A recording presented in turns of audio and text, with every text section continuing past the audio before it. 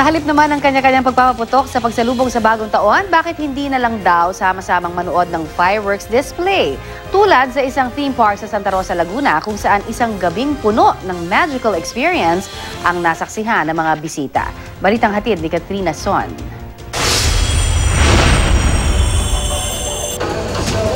Sayawan, nagniningning ng mga costume at masasayang tugtugin ang tampok sa Eldar's Magical Moonlight Parade. Mapabata man o matanda, lahat nakiindak ng magsayawan na ang mga karakter ng theme park. Suot ang mga nag-iilawang costumes. Because it's a fun place to be. There's a lot of rides and we have a lot of things to do with our families and friends. It's worth spending the holidays.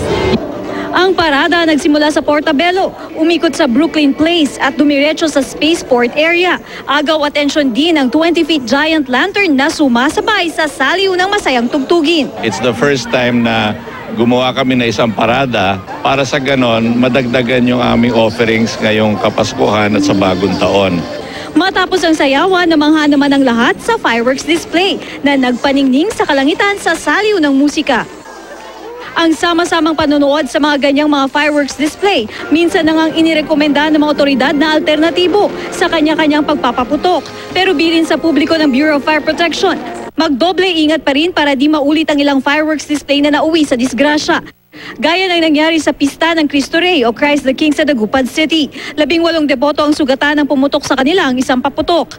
Sa Lantern Parade ng UP Diliman naman noong 2011, biglang lumihis ang isang paputok sa fireworks display at bumulusok sa mga manonood. 3 ang nagtamo ng minor burns. Noong 2010 naman, bumulusok din sa mga manonood ang malalaking kwiti sa pagdiriwang ng Fonda de Ayala sa Zamboanga.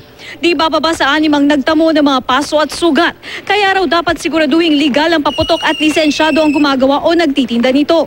Tiyakin ding sapat ang distansya ng mga tao mula sa mga paputok at pataas ang direksyon ng mga fireworks. Katrina Son, GMA News.